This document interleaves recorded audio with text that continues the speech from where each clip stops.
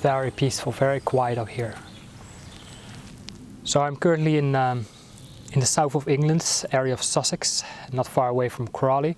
I'm doing a bit of a 10-11 mile hike, day trip, and of course making another video, because in this video I want to share the 3 basic emotional moods we are constantly in or trying to balance with each other, and sometimes we are a little bit out of balance. So I just wanted to quickly share this with you so you become more aware and see, okay, so now I would need a little bit of this move and a little bit of that move in order to create, you know, more like harmony in my life. Because sometimes we stick to one mood for too long and then our life gets out of balance. So let me crack on with my hike, and during my hike I will share more of these tips.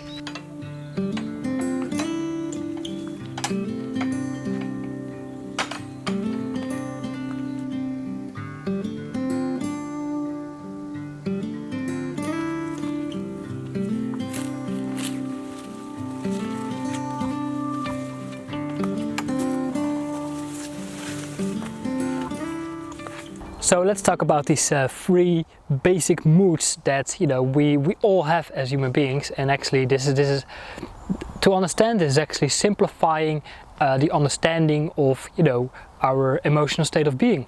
So the first one has everything to do, you know, with fear. Okay. You know, it's all about the fight, flight, or the fight, you know, survival mode. So from that, you know, you can experience things like anger, anxiety, stress. So that's very related to, of course, to survival. You know, it's a very contracted kind of experience. Now, you know, especially in the personal spiritual development community, you know, we think about fear as something bad, right? That should be avoiding. Everything should be positive, and everything should be light and love and joy, right? And that fear can sometimes be experienced when, you know, we are doing things we're not familiar with, right? We are stepping out of our comfort zone. And the thing is, you know, most people, they feel most alive when they are in very uncertain situations. So it's like when you go way ahead your comfort zone, where you experience a lot of fear and a lot of anxiety, perhaps a lot of stress, these are sometimes also the moments where you can feel the most alive, right? Sometimes, like some adrenaline junkies, you know, they want to live just between the edge of death and being alive, right? So they seek for very extreme things like climbing Mount Everest or something like that, or jumping out of an airplane. For most people, for some people, that can, you know, be like, okay, so these are the moments where I feel most alive. So when everything is like within your comfort zone, you can feel like pretty mundane. You know, you are okay, right? Everything is like smooth. There are no kind of rushes, there are no peaks and there are no downs. You're just like, you know, trying to avoid it. But for some, if you have too much, right, too much stress, too much anxiety, too much fear, then, you know, it's sometimes difficult to connect with these other 2 kind of emotional moods, which I'm going to talk about a little bit further. So yeah, so far I think I'm like halfway. I've been through a lot of beautiful places. The south of England, you know, it has like a lot of rolling hills, a lot of woodlands. So it's very, very pretty. I'm getting a lot of sunlight, so I need to avoid sunburn. So that's why I want to keep on moving.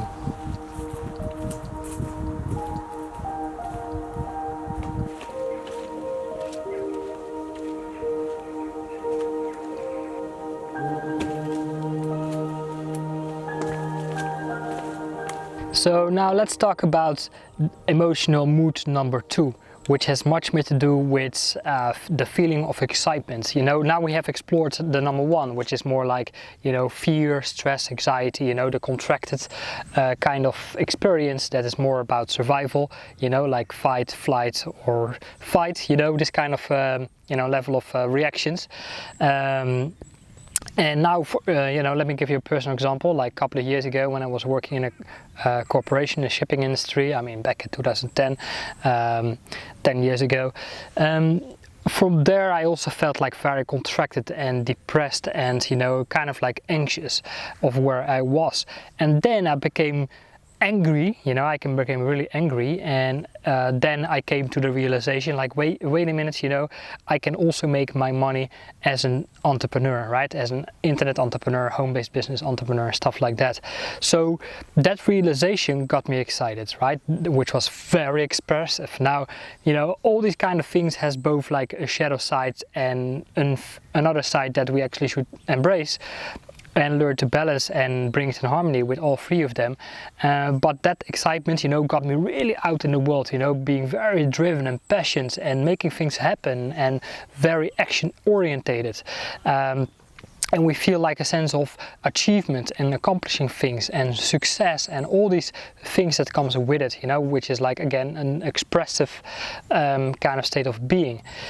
And then we can go into the third realization, the kind of third kind of mood, which we're going to talk about just before I'm going to finish up the hike. I've done, I think, 3/4 now of the hike, so I just need to finish it up. It's also getting a little bit late. It's still like very warm for in September, half September. It's like summer temperatures, so very, very beautiful and lovely today. But anyway, let's move on.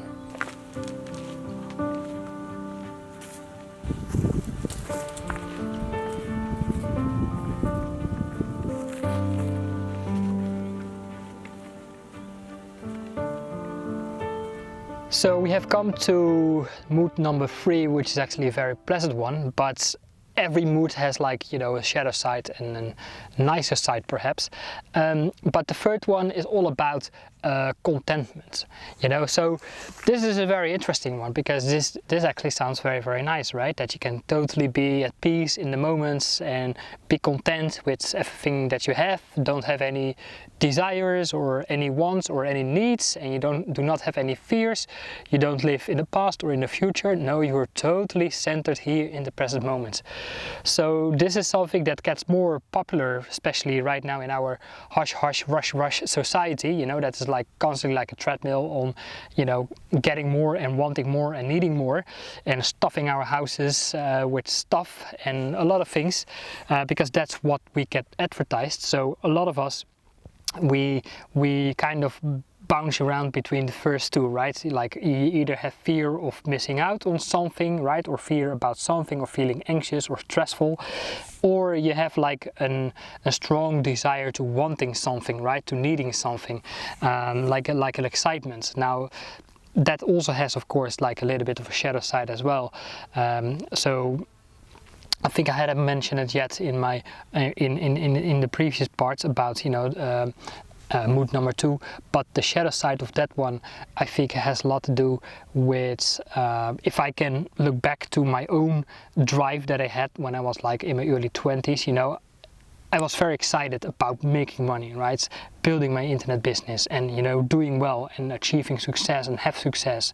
So a lot of that had to do, you know, like building up my you know, identity, like showing to the world what I could do, right, show my worth through accomplishments. And then, you know, we go through so much of stress and anxiety and whatnot, right? So a lot is still with a lot of fear. And then the only thing we actually really desire is just to have, like, let's say, inner peace, right? So then we go into mindfulness, spiritual developments, meditation, right? And then perhaps, you know, we try to let go of having desire. So we are trying to stop desiring, and you know, and just separating ourselves from the hush rush society. But that is not very practical either, right? So right now, and I can really relate to this right now at this very moment, like I think like a lot of empaths, high sensitive, struggle with this, you know, rush super busy, stressful society that is constantly, you know, trying to accumulate something. So a lot of us, we want to, you know, step back from that a little bit and finding our own place, recharge ourselves, get out in nature, you know, reflect, journal, you know, meditate a little bit. And some of us, we then kind of start to struggle, like, you know, maybe it would be more spiritual to not wanting anything anymore, right? And not trying to have success and not having achievements and accomplish anything anymore, right? It's not getting out in the world and just be by myself, right? Just be in my own little world and be at peace with myself in whatever it is that I choose to do. I don't really think that's very healthy either. First of all, it's not the world we live in, right? The second thing is like, you know, you're playing it small and you're not really showing yourself, right? You're not really, you know, making contribution to the collective. You're not really supporting the collective. You're not really, you know, showing yourself your gifts and stuff like that. So kind of really to sum it up, because we could talk a lot about it, and of course I will also share what you can do about it if you are of course a sensitive empath and you can kind of relate, like you have been through all of that and right now you just want to have contentment, right? It's just be okay and not trying to want too much anymore, and then you kind of start to reject like money, right? Stuff like that. You start to reject action and you become very, you know, like very passive. So at the end, it's more better to have like a total balance and harmony with all of them, you know. Like, so if we spoke about fear,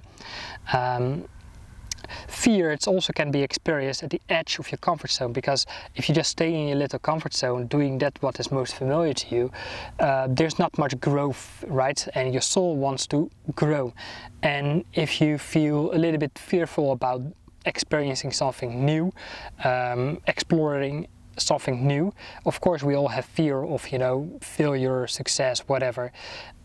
But if we kind of go through that fear eventually, then we start to grow personally, spiritual, emotionally, and eventually also financially. So that's one thing, you know, if you see like the positive side of, you know, following your fear, because that's where you can grow. And then from that you can maybe feel excited and driven and passionate about, you know, that you have been through that fear, that you have disciplined yourself. Right? And from that kind of achievements, you know, when you achieve something through discipline and through consistency and persistence, you can also experience, you know, like a deeper sense of inner peace, right? A deeper sense of contentment. For example, if you have been to a gym, I mean, who feels like going to the gym, right? Nobody feels like doing that, because the workouts can be perhaps boring for many of us, right? But if we learn to discipline ourselves to just go and have an intense workout and come back home, you know, you feel, and you know, you feel like very at peace, because you are more in touch with your body, you know, you have landed in your body, right? And you know, you feel content with yourself. So that's another thing, of course, that you can experience through accomplishments, right? Through, you know, doing the things and disciplining yourself. So I hope this kind of makes sense. Now, of course, this is simple. It's not easy, I can assure you. For most of us, this can be like a life journey.